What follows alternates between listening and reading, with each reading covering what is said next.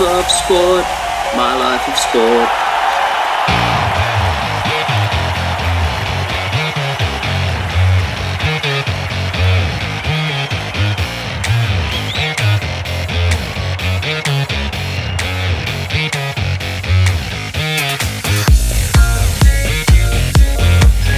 There we are. Welcome. Yes, we've made it to another week. Welcome to episode 2 of My Life of Sport. I'm Gavin Ingham, and this is my chat show where I talk to people about sport and life and how they go together.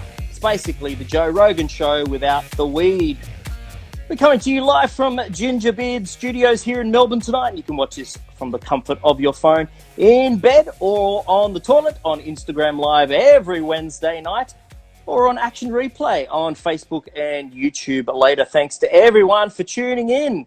Now, my guest tonight for episode 2, he's a comedian. He's got the best mullet I've ever seen. Let me introduce to you AARON GOCS. Gocsy, how are you? Hi. How's it going? Good, mate. Look at those headset. Look at that headset. What are they, Beats by Dre? Nah, couldn't afford them. These are Beats by Joel Turner. Yeah, you're a good friend. How have you been? Where are you? You're in Ballarat tonight. A bit cold up there tonight. Yeah, up the mountain. Yep. I've just finished my shift. I do some food delivery for one of the apps. Since Corona's kicked in and all comedy's been cancelled and we all have to get proper jobs. Yeah, pretty much. I'd rather be doing like performing live shows, but we could do what I got to do to get by. Well, you could trial some new stuff for every delivery, every door. You could just do the same thing and just perfect it. You know, after the 5th delivery, it'll be down pat. How are you feeling since Comedy Festival now would have probably been wrapped up by now, and everyone's show was cancelled, and it was all a bit like everyone got bashed in the back of the head with a 4x2, and everyone was like, "What do we do now?" How you travelling?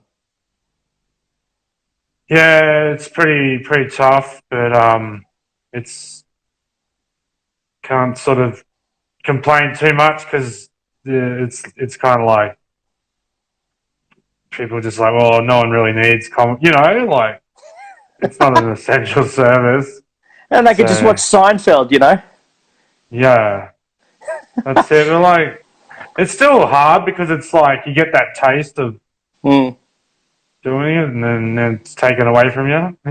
Also, you geared up for it. You got a whole show ready, and you've been doing it for a number of years now. And then, like, it's weeks before, just gone. It's just like doing your knee in the beginning pre-season, and then the whole season's out. Yeah, exactly. It's brutal. So, what have you been doing to entertain yourself since we've all been in lockdown? I've just been playing NBA 2K, winning championships, watching The Last Dance, Michael Jordan, helping kids with their school projects. What have you been up to? Yeah, well, I've got the 3 girls here, so you're trying to keep the kids occupied. A lot of TV series.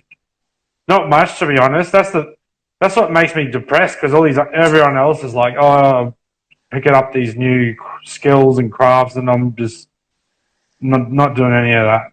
Oh, Mate, I've been trying to do weights, but... Well, I was going to say, I don't know if that's 100% true you've been doing nothing. I'm going to out you here. I've been seeing, there's a picture here, I've seen you doing some weights, keeping buffed up. What foods you been eating to keep up the protein, to get those gains? Well, it's a bit of a joke. You see, those dumbbells are pretty small, but I have been, like... most people will have a program where they'll be like, I got to do this, I got to do that, you got a trainer or whatever. My thing's just like random. It's just when I get a spare few minutes, just do a few and do 3 or 5. I come up with a thing. I did come up with a thing where I said I'm going to try and do like 100 sort of curls a day. I don't know if that's. I guess a legit weights person would say that's nothing, but for me, it's like, that's a lot. Just on the one arm, 100 on the one arm each day, so you'd be like Rafael Nadal with this massive arm and a tiny little arm on the other side? Nah, it's both arms. I don't want to look like a freak. Any more of a freak, no. No, you're all right. Mate, welcome to the show. We're going to start off the show by thanking Yeah, our thanks, man. sponsor. And if you can guess what this week's sponsor is, then you get a year's supply of this. I'll give you some hints. It's a food. It's a drink. It's a drink that's perfect for all occasions. So what do you reckon this week's sponsor is? I was gonna say because you're wearing the Melbourne Tigers hat, maybe it was Melbourne Tigers, but No, they're just one of my teams, one of my sports with Collingwood as well. But it's a food. This week's sponsor is a food. It's a drink for all occasions. I don't know. Smith's crisps. I don't know. It's a drink. It's a drink, Gocsy. Oh, I thought you said food. Sorry. It's a drink. Drink for all occasions. Water? No.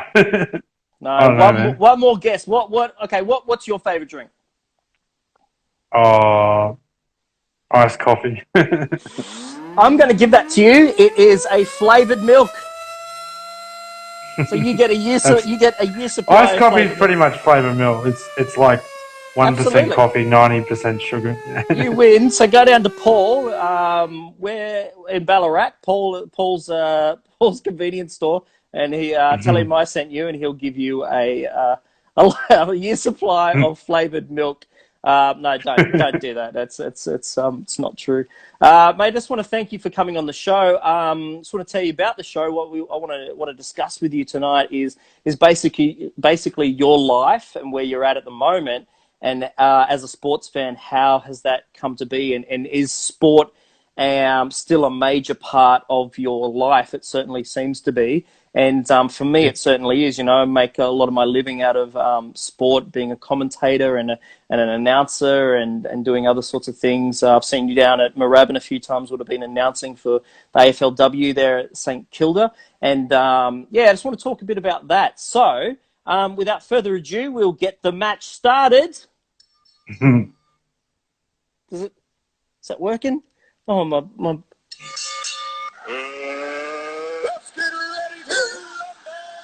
The budget for this show is very low. So round one, kickoff.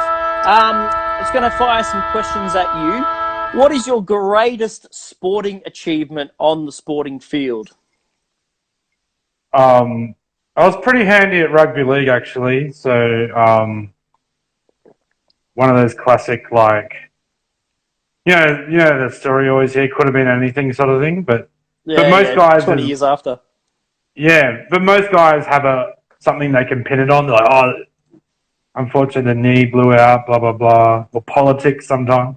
But for me, it was just like never sort of taking it, like I never did any extras. Like I didn't do any gym or anything like dietary or anything. It was just like, I'm going to play. I went to training in that, but it was just like, I'm going to play, I'm going to try my best I can. And that's it kind of thing. So that's my kind of like, what if, like, because I was pretty handy, but I'm thinking if I'd got, put the effort in to sort of get stronger, fitter, faster, maybe I could have been something. But made a few local rugby league teams and, the school one, the district school ones for like the 5 or 6 high schools in the area. I played I smashed. Yeah, I made a couple of them, but the thing is, too, when I say made, it was kind of like, that's one of my teams. South, it was kind of like Sunnybank.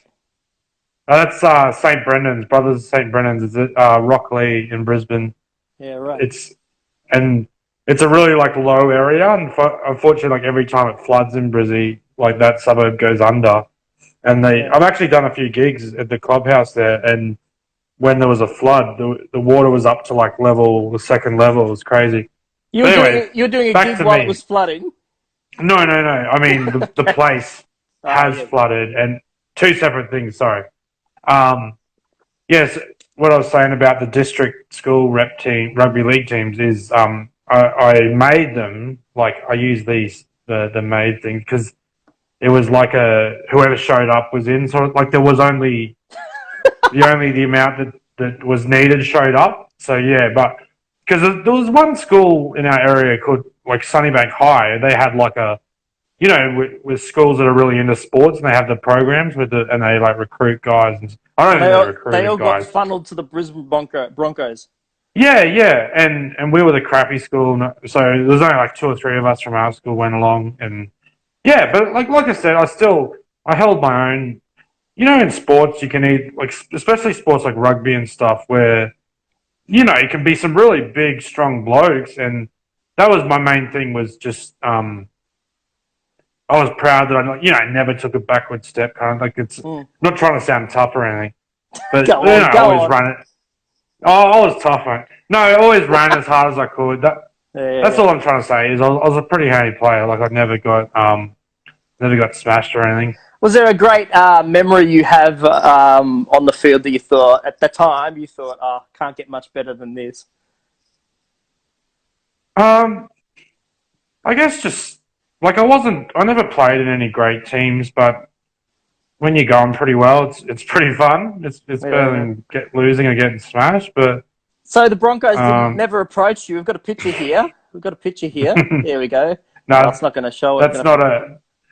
That's just as a fan. That's not anything official. Yeah, but that car is like a massive fan. You see those massive, kind of like Joffa or that cat, cat man or whatever he's called, the super cat fan. This guy was that, but for Brisbane Rugby League. So that car was like covered in Broncos and Queensland stuff. And anyway, my parents organized. I was a huge Broncos fan, and my parents organized the guy like pick me up and drive me to the game. It was pretty crazy. In that car, you turned up in that car. Yeah. Just like, who's this guy? Yeah, and I was only like 14 then. My mates were a bit smaller, as you can see. I might have had an early growth spurt. I thought you were the son of Wally Lewis or something. Steve Renoff. So, a bit about the history then. So, how did you go from sport-wise? How did you go from this little Brisbane Broncos loving 14-year-old, loving rugby league? And I think you told me that you were trying to hang out, get autographs with Jonathan Thurston there at Sunnybank when he played there. Yeah. And to then loving St Kilda Football Club, because from Brisbane, and I did my high schooling and some of my university in Brisbane, Queensland. AFL's not, or it's called GayFL up there. They don't really like it. So how did you come to support St Kilda? Usually, Victorian football is passed on by the dad. How did you come to support them?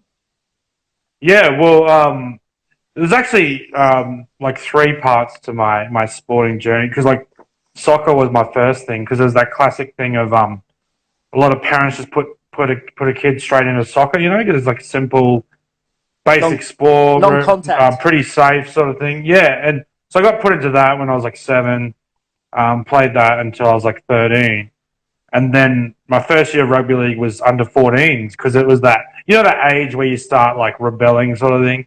Or that I was like, it's like grade 9, you're starting to whatever, get a bit mature, going to parties, whatever, getting into a bit of mischief. And I was like, this is it, I'm not playing soccer anymore. I'm going to go sign myself up to rugby league, because I started to get into rugby league. Well, when I say rebel, it was that classic, like, I don't need yous anymore. But at the same time, like, at the can I have some money, please? Like, no, to my parents, I mean, sorry. To my parents, Get stuff, Mum and not Dad. I don't need you, but like, just like you can't control me. But you know what teenagers like, especially early teen years. A bit of you think you know it all. Machine. Fuck you, do what you tell me. This is the prime of like prison society living in. I was listening to Pennywise. I was just like, no one can control me. And I was starting to get woke, watching Michael Moore docos and listening to punk band. Just like, I know how this world works. I could see. This was woke before the word woke was invented. Anyway. Yeah, the moon landing was fake. It's funny trying to link that to rugby, because it's very... But that's how I was, I was like, I'm going to do what I want to do. So I went down to my local club, which was South Sunnybank. It was really close to where I live. It was about, a kilometre, 1 or 2 Ks down the road. And, I joined that team, and it was really a very different culture. Yeah, like a lot of sort of... different blokes that I'd been used to playing soccer, like definitely few rough customers, that sort of thing, and and especially at that age, 14, people starting to experiment on substances and stuff, and And with their if you massive, know what I mean. But with their massive Polynesian boys all playing rugby league, and you had to tackle yeah, them. yeah, You got broken bones and concussions, and yeah. Well, that's what I mean by saying like I didn't take a backward step sort of thing, because I was in the front row, which is jeez, versing guys are like massive. And like I said, I didn't do gym or anything. My thinking was just like, I'm gonna run as hard as I can. That's my wow. kind of like. I'm like, you're big and strong. I got a big heart. So that was my thinking, State of origin Queenslander. Yeah, yeah. Well, you hear, but you get those players in the pros where people go, oh yeah, he's not like a physical specimen, but He's got heart. like old school footy guys always say like, oh yeah, like Greg Williams or whatever, like, wasn't the strongest bloke, but they knew how to get it done and all that sort of, you get it in footy where people are like, oh, he just knows how to get the ball sort of thing. Like a Dane Swan that just waddles around, Yeah, it doesn't look the part, but certainly look at the stat sheet, and he's racked up a lot of numbers. So, how did you then support sporting wise? How did you support St Kilda? This is a bit odd for me. Yeah. Sorry, I trailed off a bit there. Yeah, so like soccer to rugby league. Then I was right into rugby league, sort of 7, 8, 9 years. I don't know. Quite a lot of years, and then, but at the same time, like I said, like so, being a teenager, being rebellious, I started like getting into like punk music stuff and following the scenes and that, and then so a sort of offshoot of that is, you start following what's going on around like interstate, international, and that. So obviously, like I was hearing about this like Victorian culture, all these bands down there, and it's more arty and creative. So I started getting a sort of like. I don't know the right word to use. I was going to say self-hating. It's not self-hating, but it's like, where you resent the place you're from, Yeah, I know. I'm like, Queenslanders. Yeah, I was just like, I'm sick of this. And a lot of people go through that. I don't know if you know, and like, I'm still going even, through. I'm sure, like, anywhere you got, you like a place like England, like a lot of people love soccer, and you'd have people like. There's a guy in comedy, you probably know him, Kyle, where he's like really into basketball, that sort of thing. Where someone goes against what their place is known for, that sort of. Anyway, I'm trailing off again. Sorry. So yeah, and the other thing too, I do have family. My dad's side is from Melbourne, so we'd been going to Melbourne. Like we'd always like once a year we'd have the family trip down. So I had soaked up. I know it's going to sound a bit lame. I'd soaked up that Melbourne culture. Yeah. So it was that kind of like you go down, soak it up, and then you return back to Queensland, and it'd be like, why is acting like this? Like, why can't you? I don't know.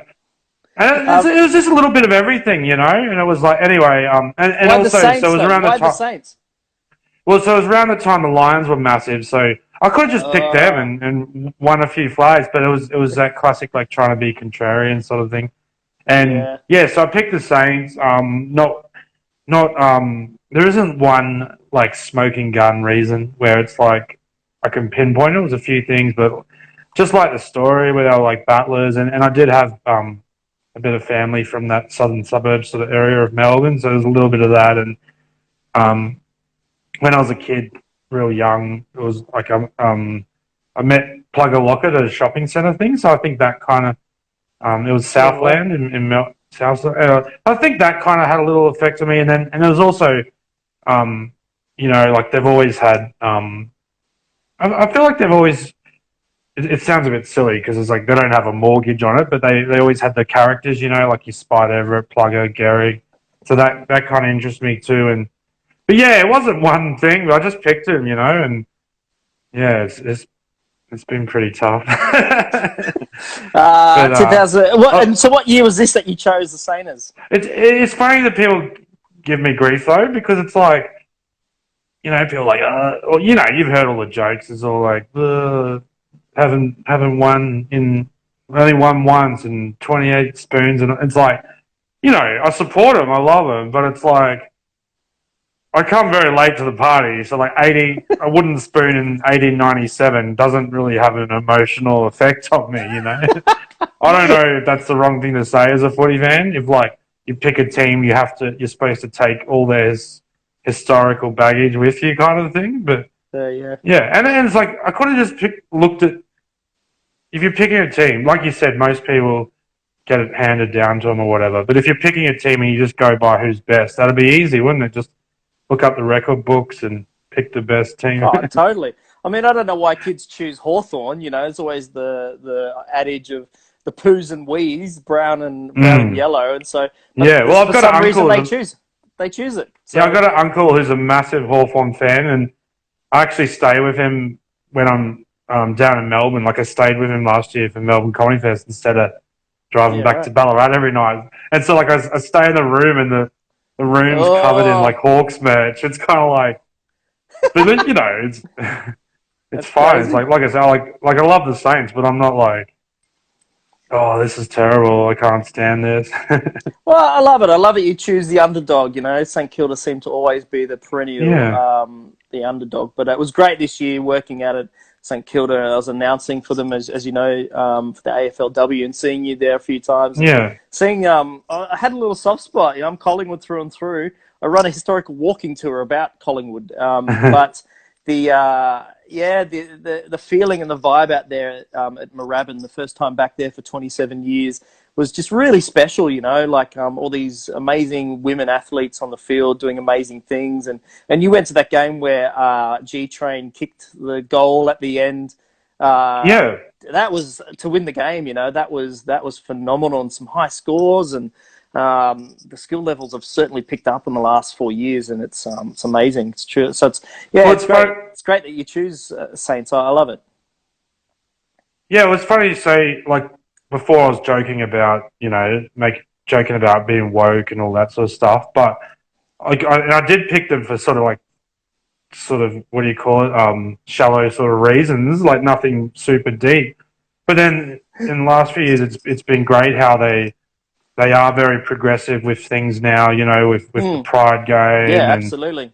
And also, there's a lot of things, like, I'm not trying to say, oh, they're the most progressive, or it's not a what do you call it, like a competition.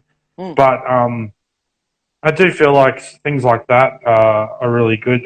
Makes me sort of, you know, and when they do that stuff, you get, as you know, comment sections online can be a nightmare, like of just the dregs of humanity. But they do that stuff, and you get the people who are like, oh, stick to footy, win a flag, blah, blah, blah. And it's like, of course, you want to be successful, you want to win, but things like that make me really, really proud to be a part of it, you know? Yeah. So, I mean, what's the alternative? You just go for whoever wins every year? Like, that's the logic to what their comment is. But you gotta stick to your guns. All right, so we've hit we're in the second quarter.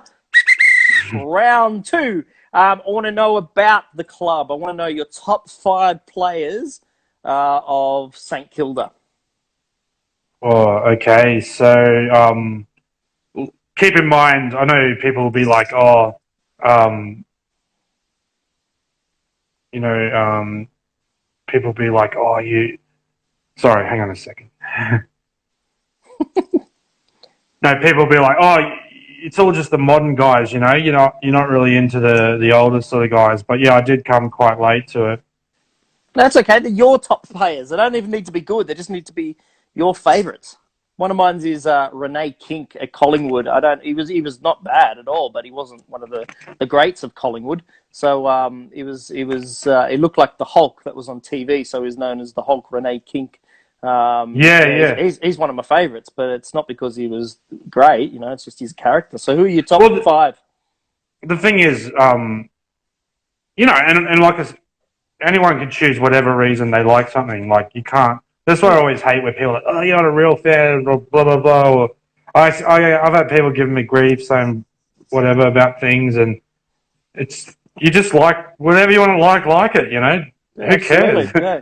I saw a thing the other day, it was like, can you be a fan of more than one team? It's like, oh, it's pretty lame, but like, you know, I reckon it's fun just having one team to stick to, but hey, you could just be an AFL fan. You could like all 18 teams if you want. It'd be pretty lame.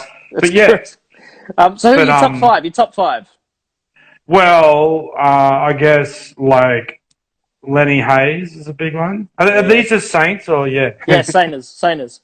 yeah, I guess like Lenny Hayes, Fraser Gehrig, like these are all pretty old. I feel bad I'm betraying the newer guys, but Saints were really good in that first decade that I was into them. Not so much the second, but yeah, Hayes, Gehrig, I guess Rewald. Rewald was a great player. Well, you've just put his picture up there of you and him. So yeah, that was when he come to the bookshop in Ballarat. awesome. And the media love to play that bloody Heath Shaw tackle, don't they? But Yeah. that's pretty brutal. Like he did so many fantastic things in his career. He's going to be remembered, or not remembered, that but mark where they're going to keep playing. He's flying backwards and he marks it like that's insane. But that like barely ever gets played compared to. I guess it's all to do with the moment, isn't it? It's grand final. Yeah. Speaking of which, imagine if Saints won, that Goddard mark would be considered like one of the best ever, like famous. I was a bit nervous there in 2010 when that happened. Golly wobbles. So who's your absolute favourite player? Is it Rewald for the Saints? Well, I guess I'd have to go Gehrig because, you love seeing lots of goals kicked and he's that old school sort of character, He was a nutter. I loved him. Yeah. But then in recent times, I love Jack Stephen till he broke our hearts by leaving. Tim Membre's one of my favourite of the current guys too. Yeah, cool. Yeah, so that's probably my five. That's awesome. I don't know. All right. That is half time. It's time for oranges. Have you got the oranges? Yep, here they are. Um, This is a special occasion. I don't usually eat fruit, so. Oh, cut up and everything. So yeah, let's have a few oranges here. Put you up there. You're in Rewald. I went to Coles. I bought like one single orange. They must have thought like. I appreciate they must have thought like, is this guy just like trying to impress someone or? I appreciate you putting yourself in danger, potentially getting corona, just so you could get the one orange to join me at halftime. Yeah. So at halftime, I want you to give us. You're the coach, and you've got to give us a bit of a spray to get us over the line for the second half. A big footy spray. So what are we doing wrong, and what do we need to do to win this game? I think I've had too many clangers in the first half of trailing off. Mm-hmm. That's my worst asset as a player. And what do I need to work on? But you could say like, oh mate, you're getting hurt, mate. I'll do old school coach. Yeah. Mate, you can swear if you want. It's time to lift, mate. Do you want to be remembered or do you want to be forgotten? I want to be remembered, Coach. I can't. I'm too friendly. I can't do it. I'll be a modern coach that talks in like footy speak and listen. You need to hit your KPIs. What was the worst? You could do Brett Kirk style. You know that real long rant. People love that rant he did on TV. We're going to come from the heart, and he forgot his lines. He didn't know what he was saying. We're a bunch of unique individuals. Malthouse, Harley, Zemplis, McLaughlin, and myself. We're going to engage with our minds and our hearts. We're going to exchange ideas, thoughts, and even our energy. And to speak from your heart, you need to have courage. You need to be honest and authentic. McLaughlin, Zemplis. And myself, we're passionate. What is the best halftime spray you've ever heard? The funniest, the best halftime spray? Or the best sledge on the field? Oh, I don't know, man. Just I know there's a few funny ones. You mean, or just like brutal kind of? Brutal and funny, whatever you got. Because didn't the Voss brothers, one of them say, it might have been Michael to Brett. Yeah. Was like my dad slept with your mum. Yeah, that was the guy. Yeah. So have you had any sledges on the field? What's the funniest sledge you've ever heard yourself or given? Oh, I've had heaps, mate. Just like, because I'm a bit of a husky gentleman, so I've gotten kind of like like you know, you got no place. You don't deserve to be on this field, fatty, and that's. I can't. Sounds made up when I repeat them, but That's awesome. and yeah, especially like trying to play sports where you got to run a lot, and I'm overweight. So, yeah, Got a lot of heart. You've got absolutely a lot of heart. Yeah, all right. Well, we're just. this isn't too bad. I should have more oranges. Oh, mate, you'll get scurvy if you don't. And we all have to at the moment. We've been all in lockdown. Right, so we're going to hit the championship quarter 3, the third period. Yep. Charge! All right, so I've got a little quiz here for you about St Kilda. I've got 5 questions, and you look like you're on the internet ready to type these up, and you got to answer these quickly. This is your quiz. This is the Gavin's Wikipedia St Kilda quiz. So number 1, when was the club founded? Just to see how much you know about St Kilda. Oh shit! Is it like the first year or? Yeah. It's not 1897. That was the first year, I guess. Class Oh, that's what I was going to say. It's a bit before that. I guess. So I'll just take. So is it 1896? Is it? No, it's 20-something years before that. 1877. 1873, very close. So what were they doing for the 24 years? Just like they were just sitting around at the beach. They only used to get They were just invited. They only got talking about, invited like- into the VFA back then, the VFL, because they were down by the beach, and the rest of the clubs like to go down to the beach and hang out, near Junction Oval. That's the only reason they were allowed into the league. This is the thing that is like, it's such a different time, and people want to count the flags and spoons and whatever. You can't talk about it because you just come off as like just a whinging because your team sucks. But you know what I mean? But I'm like, classing 1896 as Collingwood's first grand final because it was the very first grand final. I'm counting it. Like, there's a heap of records that Hawthorn had when they first came in because they were so hopeless. Mm. And it's like, wouldn't you trade that? Like, if you could be like the best AFL team, would you trade that? Would you take your team sucking in 1950s? Like, there's the same thing. There's the same thing like a Demons fan. Like, would you trade in all those like 1950s flags to be good now? You know? I don't know. Whatever. All right, we got I just come across as like trying to deny history, aren't I? Yeah, it's your Brisbane-ness. All right, we've got 4 more questions. We've got to answer these very quickly. Who has kicked the most goals in St Kilda AFL, St Kilda history? I think you should get this. The one and only Plugger, isn't it? Plugger Lockett. Do you know how many? Just when he was at St Kilda. Yep. Or I think it was. This is all. Is it 900 and something? Actually, Close. like 898. Rewalt. What was it? Sorry. 898. 898. Oh, that's 900. Rounded up. Who was the most? Who played the most games for St Kilda? Who's played the most games?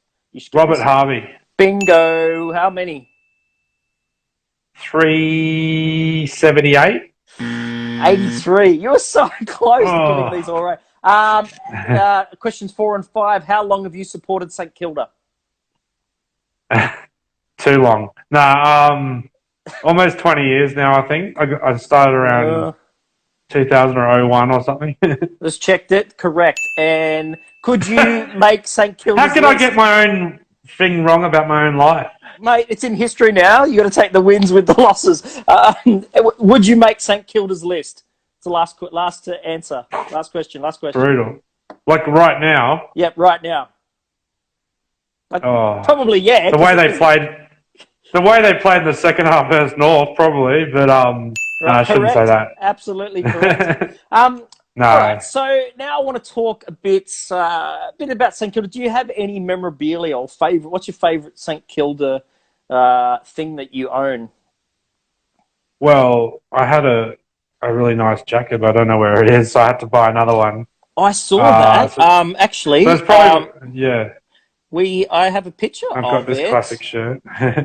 Yeah, is it this one? Is it this thing? Yeah. I just bought it off eBay the other week, and there's that classic like lot there's a classic, what do you call it, lottery? Like, I call it mail lottery, waiting for it to come to see if it fits, because it said on it that it's M, like medium, and I usually go like XL, 2XL.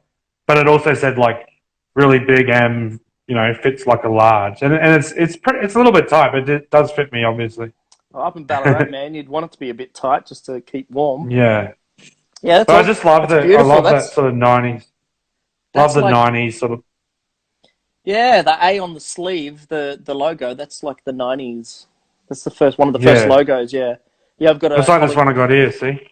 Yeah, that's it, yeah. I've got a Collingwood woolen jumper with spices. It's from 1990. It's shrunk. Is it like cotton, the old material? Yeah, man, it's great. It's really warm. It's a bit rough on the nipples, but It's actually it's surprising how long they still did cotton for. Like, I think I saw one the other day. It was like 96 or something, maybe something like that. Yeah, absolutely. Yeah. And that, I think, wraps up the third quarter. Going to the fourth quarter. So let's get on to your career. And now I want to get on to this is the final quarter, the crunch time. I want to get on to your career a bit. And so we've got you here. Here you are. Your first ever job as a taxi driver, it looks like, in Brisbane. And then you moved to Melbourne and you starred in, look at this. That's going back a while. That's going back a while when I was that's like, I think it was like 5 or 6 years ago I was a taxi driver. It's quite a while ago. But is that like... Sorry, what were you saying? What are you doing, Joffa the musical there? You got the gold jacket on. Like a lot of things I do, they start off as a silly throwaway idea and it just grows from there. And I just, it was just like, I guess Joffa did it, but I didn't know a heap about Joffa. I just got this idea, like, what if I wear gold sequins or actually, awesome.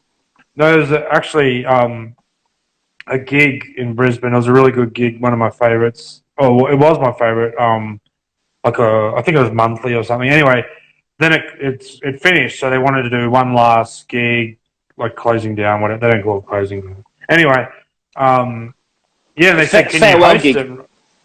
Yeah. So they said, "Can you host it?" And I wanted to do something special, so I got the gold. I bought a gold jacket, and I rollerbladed into the gig to host it. Awesome. That was kind of like that sort of era of my, whatever you want to call it. It wasn't a career back then because it was still a hobby, but that was when I first started sort of, I'm trying not to sound lame and cheesy here, but like messing around with things, pushing ideas, because before that I was just doing sort of like very, very plain, simple stand-up, like wordplay and stuff. And then, it was starting to do things, mess around with some like characters and looks and whatever that people know me as now. Bringing in the hairstyle, and because it takes time. That was like 6 or 7 years into doing it. So I did 5 years of just gigs, wordplay, pretty plain sort of jokes. Nothing against wordplay comedians, but I'm just saying, because if you could do it, because I started. Style yet. Yeah, totally. That was it. Yeah. So the first I ever knew about you was the stitch up, and that went ballistic, and everyone kind of thought it was real. This guy doing the stitch up, and then your Simpsons impressions on, and that's, I don't know, when social media seemed to sort of comedians really seem to really get on board with social media, and the whole thing sort of just came together, and especially for you, that's when you I first came about going, this guy's taking the piss. I know he's joking, but everyone thought it was real. I thought, and then from then I'd started to see you everywhere. So what was that like for you? Was that really, because you thought about doing stand up when you were about 16, wasn't it? Yeah. So like I said, in Brisbane, just doing local gigs in pubs, and I was very bitter too. I was like, and a lot of people go through this, like why isn't things happening? And because as you know from the industry, there's the kind of structures in place. There's like competitions, like your raw comedy and that, and a lot of those things, they're great. They're great for people who get to kind of push through. But I was kind of like stagnating because I was like, I'm not getting any of these things, and I become very bitter, because you're just playing, like in local pubs, 7 or 8 people, and in Brizzy there's a lot of gigs where like people don't even want to be there. The Newmarket Hotel, I remember going there and seeing Damien and Power they're just like Bart Freeband, and people are just having dinner and they chuck a mic in the corner and whatever. Yeah. Well, that Newmarket there's only like an alright three. one, There's only like 3 places in Brisbane too. It's a bit hard. Yeah. So I was bitter and like why aren't things taken off and it was that that thing where people say kind of like put up or shut up, like try and make things happen for yourself. So that was it. I was like, all right. I told myself, not out loud, I'm not crazy, but well, I am, but in a different way. But I was like, all right, instead of whinging, complaining, I'm gonna put it out there. But I didn't have any expectations. I was just like, and I'm not great with tech, as you can see. I don't know if I'm doing the wrong thing here or what. No, it's good. It's all good. I was just like, what do I have to use? I'll use that. So I knew social media, it's free to put your things up. What do I have available? I was living with my parents, so I just used their webcam. And I tried to tell stories about like what I see happen at work. And like the stitch up thing was an actual thing that happened at work. Yeah, right. But it's one thing to just retell it. I did have to think, how am I going to tell this? And you know the group, Arnie Donna, the comedy group. Obviously, they're pretty big. Yeah. Well, I was hanging out with them at the Brisbane Comedy Fest in their like change room, and I know there's a big thing in comedy, like don't do your bits on other people. But I just told that story, and they all laughed. So I was like, well, if these guys like it, then I'm going to do it. So yeah. Yeah, cool. The rest is history, I guess. And then, and so I've seen you on stage as well, and you seem to do really well on stage as well as content, getting content, Gocsy's classics. I've shown that to so many people. It's hilarious. So you seem to be able to bridge both worlds in comedy, which I think is a bit hard to do. Yeah, I appreciate that. Yeah, but like I said, I was doing stand up for a long time, and that was my first kind of passion, I guess. But at the same time, I was going to say I grew up watching sitcoms and movies, or like not trying to make it sound like I'm any different. Everyone did that, didn't they? Like, totally. I was a kid. I was a '90s kid, so Jim Carrey was huge. All those sitcoms, and I was watching Full Frontal, Aussie things like The Castle, and so those things were a huge influence for me. So, the thing is, I just never thought about it because it just seems so far away. It's like, how would I be able to act and stuff? But stand-up is a very low entry point. You can just go to a pub and sign up with open mic or whatever. And also, I think it takes a lot longer than people think to get over the nerves and totally be in control of what you're doing on stage and saying, and that takes a while. And you can't cheat that. You just got to, do your like sport, I guess. You just got to do your training and turn up. And you made it. I've got a picture up here. You made it all the way to with a friend of mine as well, Dane Simpson. Hello, Dane, if you're watching. If you're not, get fucked. Made it all the way to the merger. It was a fantastic film. Damien Callanan. And you're in that. It was a pleasant surprise to see you in that. The Roosters. Yeah, that was an amazing experience. I was stoked to be asked to be in that, and I had a pretty small part, but still, like to be in a movie, it was awesome. Yeah, it was awesome. But, it was fantastic. Yeah, like you said, it's all part of it. Like I said, I was whinging and being bitter, and so I was like, why aren't things happening for me? But the truth is, if I shot for fame in those first couple of years, like it wasn't a very good act. So I was like, it took me time to be the act that I want to be. And I'm more happy with how my act is now. Like I said, I've found a character, a persona. It's not a character because it's pretty much me, but you know what I mean. Like, it's still almost like a costume you put on. It's not just, if you're having a shit time, you can't take that on stage, but that's really who you are at that time. But you still got to change a little bit back to what the Gocsy or the whoever that's 90% you, but you're going to be a bit more happier or rely on the material. Yeah, that's right. Yeah, for that. Yeah. So bringing me to the next bit, the end of the match here. This is what I'm interested in. Do you, in your craft, and this isn't, I'm going to get people on that aren't just comedians, but also people who do other interesting things who are interested in sport. Does any sport philosophies come over into your comedy and in your craft? For me, if I have a bad gig and you thought you placed that kick correctly, you thought you threw that joke out correctly and it's worked in the past and it just didn't work, and you'll be like, whoa, I'm confused by that. I just think, well, bad game, better luck next week. I'll train harder during the week and maybe I'll put a bit more effort in on the track. I kind of treat it a bit like that. Is there any philosophies that you take from sport? Take it a week at a time. Next week, we're doing it for the boys. Anything, or real, true philosophies of sport. Do you take that into comedy as well? Yeah, well, I guess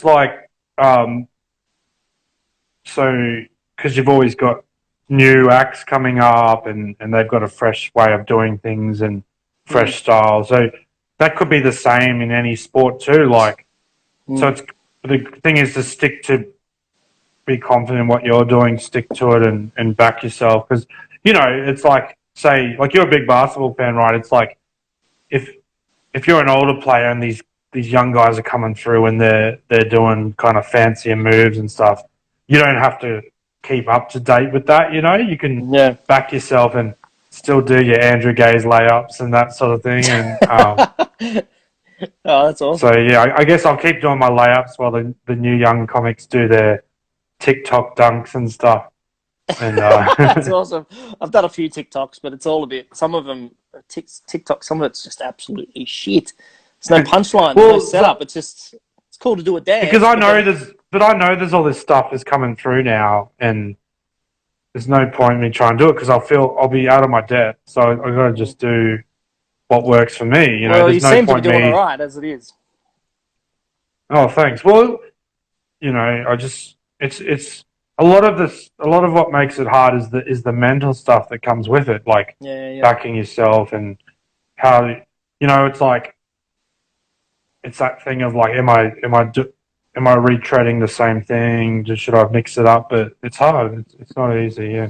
Well, I think you do interesting things too. I've just put a picture up of your Big M challenge. Sponsor for the episode. You got with a lot of people and took photos and trying to get Triple M on board, and you're there with Western Bulldogs banner rider Danny McGinlay. Little things like that I thought were great. Getting photos and sticking them up, and it's not just trying to stay relevant, but you're just doing interesting things and stupid things. Stuff to stupid and silly, and it just puts a smile on people's faces, and it's awesome. Yeah, well, like I said, I just use the tools that are available. So, I just think flavored we've milk. got these things. It's like what we're on now. You've got Insta, you got YouTube. They're free to use. So I just try to keep putting it out so people don't forget about me. Hopefully, if I think of something funny, try and put it out. And awesome. And a lot of it is making fun of myself. I'm not out there trying to do political humor or change the world or anything. And not that I don't have my beliefs. Like I said before, I went through the very sort of believing in stuff phase of my life. Now I'm just bitter. But bitter and living in Ballarat. That's the end of the game, but the scores are tied. Gocsy, we've got to go to overtime. So come back next week? No, we're not coming back next week. It's not the AFL Grand Final. We're coming... this is overtime, penalty shootout. Last week, Matt O'Neill had escaped to victory as his sporting movie. What is your all-time favourite sporting movie? Can I say The Merger? No. You can if you want. It's hard to go past. I know there's an easy answer, but Happy Gilmore, I guess. But oh yeah, awesome. All right, we're going to write that up. Happy Gilmore. That was a pretty good one. It's back to front on Instagram Live. When I do this and put it up on YouTube, I'll flip the screen so then this If anyone hasn't seen Merger, make sure to see it. It's really good. I loved it. I went and saw the stage production of that as well, the one-man stage production. If you get to see it, it's quite a bit different, but it's also really great. There you go. Yeah. Right there on Happy Gilmore with my left-handed writing, and then that is a golf. That's a golf ball. There you go, up there. That's your absolute favorite movie, sporting movie. Awesome, too easy. So, if you could, quick question. Wrapping up to the end, quick question, still in overtime. If you could be a sports person in any sport and reenact a certain moment, like Johnny Wilkinson's last minute penalty, field goal in the 2003 World Cup against Australia to give England the trophy, something like that. Jordan hitting the last shot, the flu game, anything. What would you choose if you had absolutely one to choose from? What's your ultimate fantasy? What would you reenact in the school playground? I guess that it was pretty sick, that Usain Bolt run where he was looking backwards and celebrating early, that? That'd be you. You'd love to do that. It was like, what a freak, eh? Like, it's 10 seconds and it's 100 meters and he still had time to layer it up. Like, just an insane athlete, Absolutely. All right. Well, I'll try to get a video up of you. Put your head on Usain Bolt and giving the thumbs up as running over. So that is the end of the game. Full time. Overtime. You've won the match on a Hail Mary shot. Congratulations, Gocsy. Right, we've got a post-match wrap-up now. This is part 3 of 2010 grand finals. The Saints finally get up. Luke Ball, who went to the wrong team. So post-match wrap-up. Can you give us a bit of an interview, cliches for next week? We're going to do it for the boys, week at a time. Just like the spray, make up a post. How did you go? For like a coach speak? Yeah. So I'm interviewing you about your performance. How did you go? What are you looking forward to for next week? Your performance next week. I think early on, there's a few bumps, but was able to smooth those out and got my KPIs in place. Full credit to the boys, full credit. Good. And going forward for the rest of the season, what are you going to try and work on? Oh, just consistency. Consistency. Want everything to be consistent. Yeah, good. That's the key. Yeah, good. That's awesome. That wraps up the match. So, mate, what are your plans after Corona and where can we catch you? I know you've got a cameo. I'm going to give that a bit of a plug. You've got some merch. You're going around delivering merch and people are paying you in scones, I see. And you've got a bit of a podcast out at the moment. We've only got a couple of minutes. So, tell us about your cameo, tell us about your merch and, your podcast. Yeah, well, Cameo is an app where you get people to do a shout-out for you. So I'm pretty cheap. I think it's about $20 or something. But, I got people asking me to do happy birthday to mates and stuff. So, yeah, it's pretty fun. And they just go to Cameo and then and type in AARON GOCS and be able to, we'll put the links up. Yeah. Cameo.com/AARON GOCS. And I'll put up your social media stuff as well. And your podcast and your merch. You can get some merch. What do you have for sale on the merch? Merch. I've got stickers, $3 each. It looks like Hungry Jack's logo. It's cool. T-shirts. I got a lot of different design T-shirts, and they're all cheap. I like to keep prices low. I don't put much markup on top of what they cost me to buy. What was the other thing? Drink holders. I got a drink holder. They're nice and big, so you can fit your flavored milk in. So awesome. If it's a square milk. Yeah. Awesome. And I'm just on the socials, so Facey, Insta, Twitter. You're massive on Twitter. You're on there all day, every day. It's great. It's awesome. Arguing with racists and things. It's a nightmare. But got to fight the good fight. And what's this podcast? It's called I'm All Ears. It's with another comedian called Ben Searle. I think we've released like 9 so far. It's a different guest each time. same sort of thing as this. We talk about their life and stuff. But one thing I wanted to do on it is get people on and go away from what they're known for. So if they're a sports person, maybe don't talk about sports as much, and vice versa for whatever. So get a muso on, ask them what they think about comedy, sport. Just go away from, because I figured a lot of people get interviewed about the thing they do, so it'd be nice to go away from that. And the other thing, I noticed quite a few of these people that I know doing things do have a past in something different. There's quite a few comedians who are actually quite good at tennis, which is a funny one. There's a few guys who are almost close to going pro as a tennis player, and then put down the racket and picked up the mic, as they say. So you're gonna have to let me know who they are, and I'll get them on a later episode. That's awesome, man. Yeah, so I'm all ears to be able to check that out. We'll put some links up. We've got about a minute and a half left. I just want you don't know who this is. I don't know if you know who this person is. It's next week's guest. He's a comedian, and he's only been a comedian for a couple of years, but he's pretty funny. He's pretty dry. I think you'd like him, Gocsy. He's a massive cricket nut. He's soon to be an international cricket umpire. So can you give me a 10... You don't know, just talk anything about him, but pump him up and talk about how good he's going to be next week.